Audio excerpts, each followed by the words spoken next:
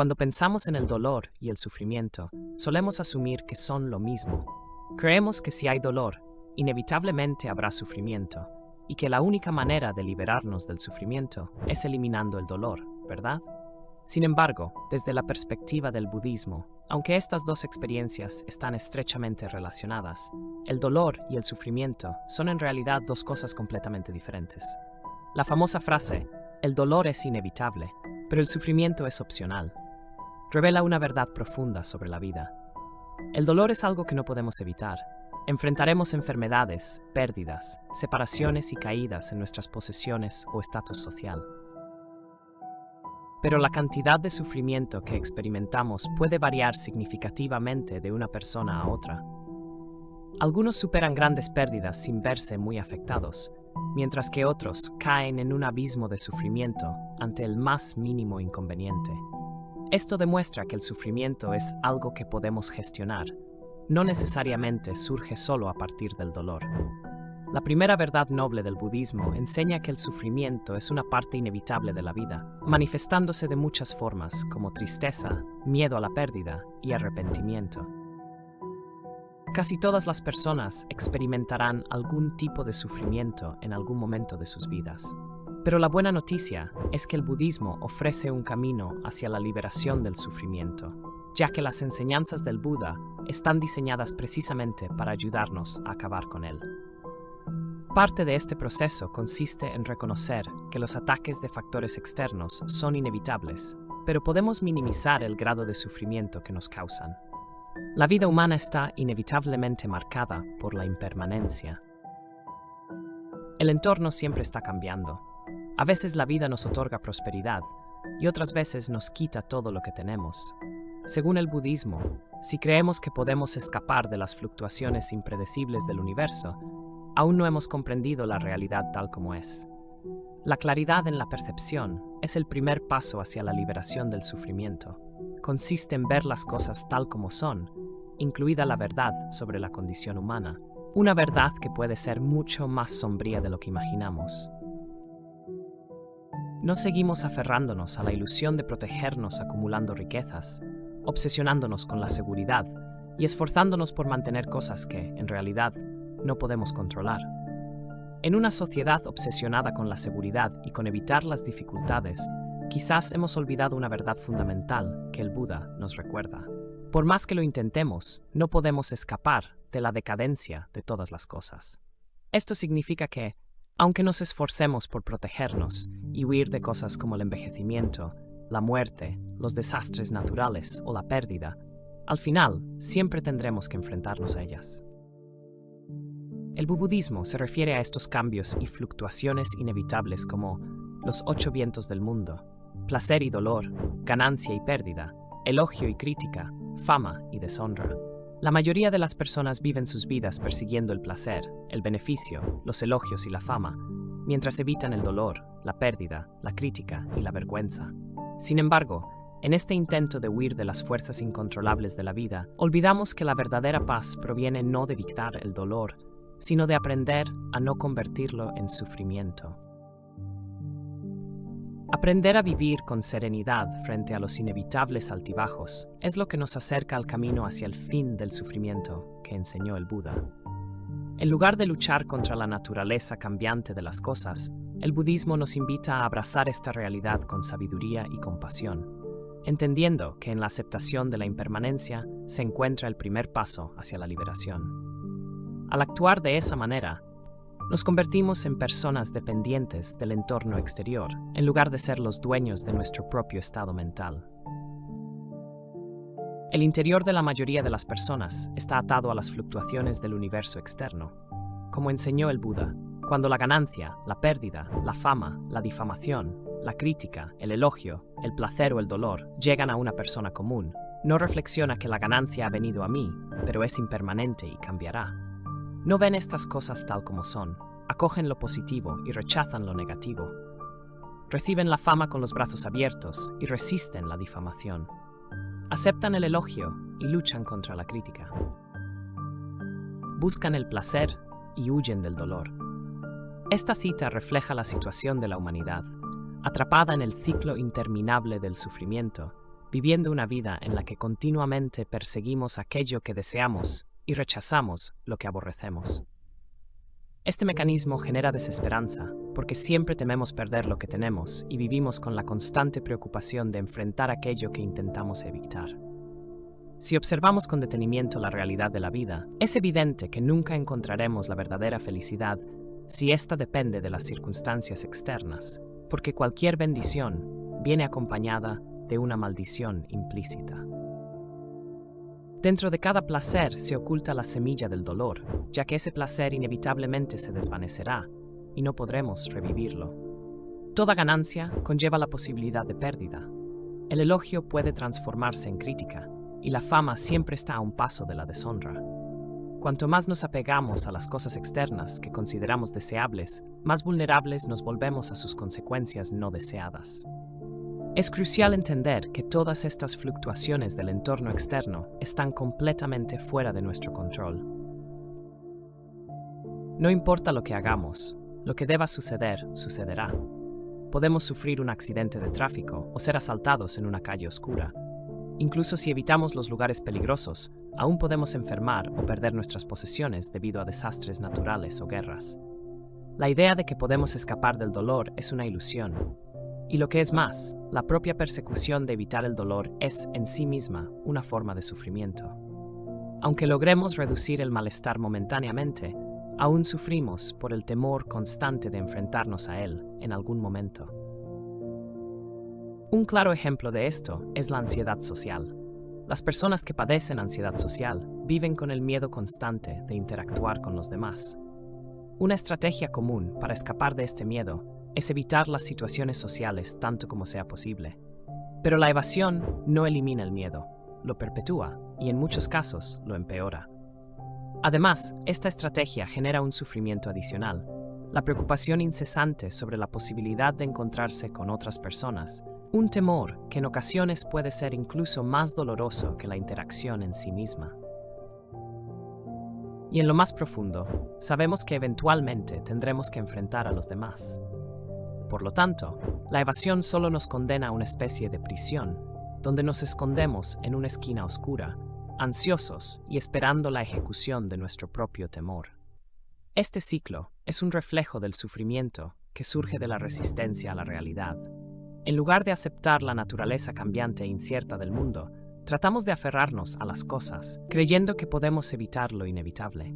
Sin embargo, esta estrategia es insostenible, ya que la verdadera naturaleza de la vida incluye tanto el placer como el dolor, la ganancia y la pérdida.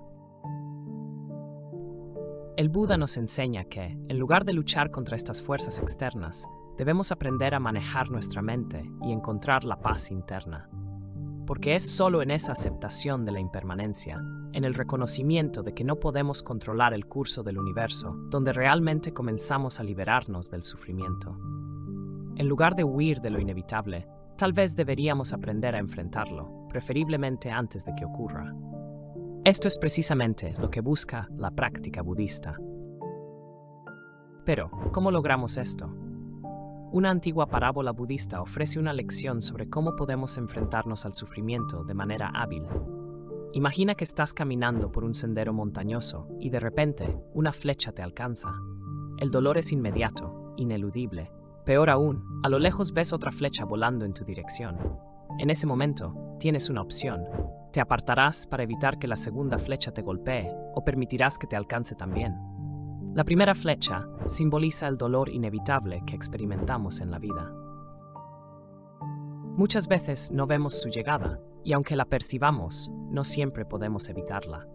Es el dolor inherente a la existencia, y debemos aceptarlo mientras vivamos.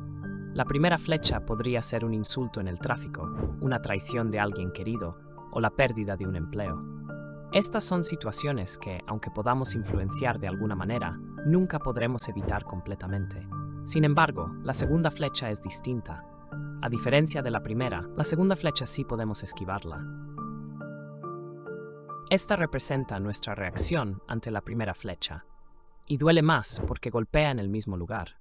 Como describe Doug Smith, director de investigación del Instituto Secular Dharma, la segunda flecha es lo que llamamos sufrimiento o insatisfacción.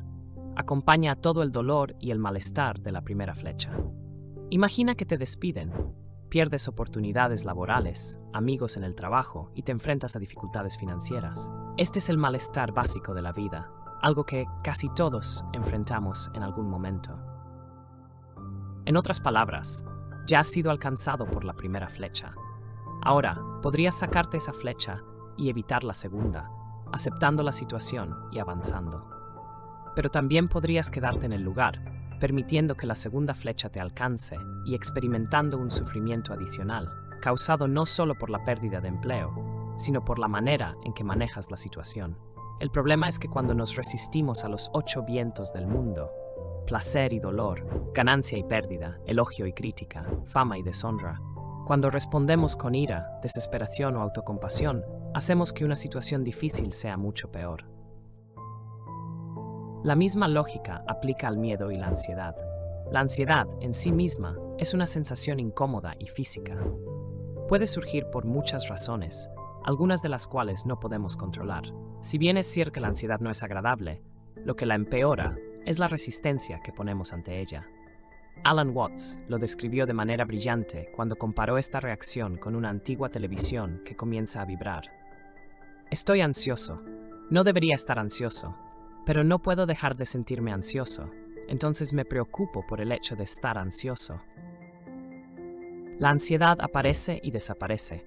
Esta es la primera flecha, pero al resistirnos a ella, la aumentamos, y al continuar luchando, creamos la segunda flecha.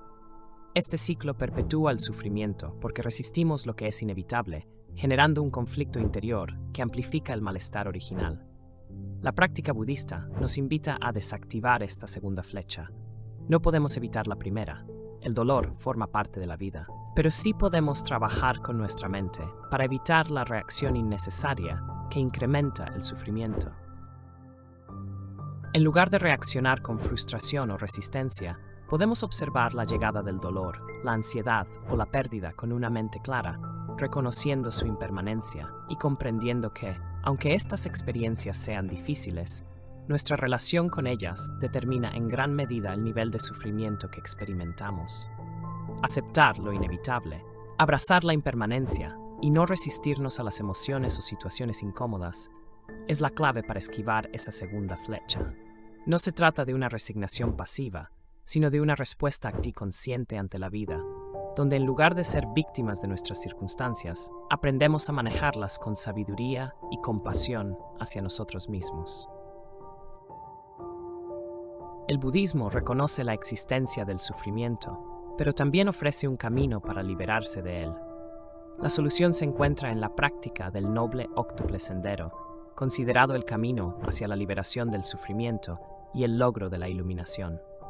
Aunque este sendero es vasto y profundo, difícil de abarcar completamente en un solo video, existen muchas fuentes detalladas para aquellos que estén interesados. En lugar de profundizar en todo el óctuple sendero, concluiremos este video con algunas ideas budistas que pueden ayudarnos a buscar la liberación cuando nos enfrentamos a los inevitables vientos del mundo. Entre la primera flecha y la segunda existe un espacio. En ese espacio podemos decidir qué hacer. Podemos elegir dejar que la segunda flecha nos golpee o podemos elegir evitarla. Para evitarla, necesitamos darnos cuenta de que tenemos esa elección. Todo comienza con la conciencia, ser conscientes de que la primera flecha es inevitable, pero la segunda es opcional. Emociones como la ira, el resentimiento y los pensamientos repetitivos, como la preocupación excesiva, son manifestaciones de la segunda flecha. No son el evento desafortunado inicial, la primera flecha, sino su consecuencia. Cada vez que detectamos que estamos molestos por algo, podemos intentar soltar esos pensamientos y emociones. Si comprendemos esto, podemos redirigir nuestra atención de la primera flecha hacia la segunda, porque es la segunda flecha la que podemos manejar y cambiar. En el budismo, la meditación y el mindfulness son claves para alcanzar este nivel de conciencia. Al observar nuestro interior, descubrimos lo que está sucediendo dentro de nosotros y tomamos las medidas necesarias para deshacernos de los estados mentales destructivos, evitando así el sufrimiento adicional. Solo podemos evitar la segunda flecha si aprendemos a verla antes de que llegue. Una de las bases del pensamiento budista es la conciencia de la impermanencia. El término vientos del mundo es especialmente efectivo porque ilustra los cambios constantes entre la alegría y el dolor, la ganancia y la pérdida, el elogio y la crítica, la fama y la deshonra. Nada es permanente. Como dijo Alan Watts, el cambio no es más que otra palabra para la vida.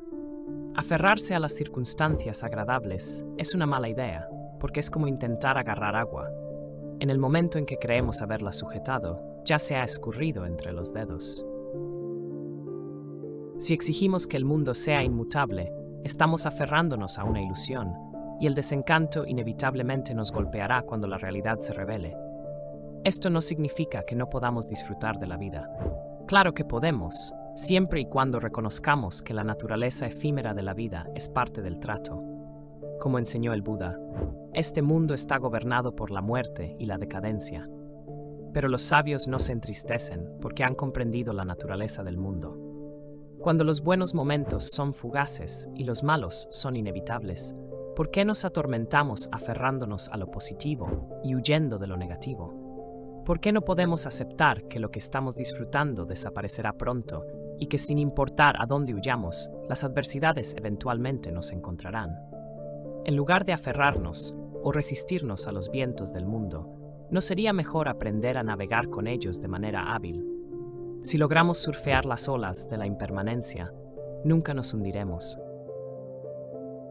Aprender a fluir con los cambios en lugar de luchar contra ellos nos permite encontrar una paz interior que no depende de las circunstancias externas, una paz que surge de la comprensión profunda de que todo en la vida es transitorio. Al aceptar esta verdad, podemos liberarnos del sufrimiento innecesario y, en cambio, vivir con una serenidad que no se ve alterada por los altibajos del mundo. Los buenos navegantes pueden mantener sus barcos a flote, incluso en condiciones climáticas adversas e impredecibles. Entonces, se puede decir que las enseñanzas budistas nos ayudan a pasar de vagabundos sin rumbo a hábiles marineros. Espero que hayas recibido mucha información valiosa a través de este video. No olvides hacer clic en me gusta, compartir y suscribirte para no perderte los próximos videos.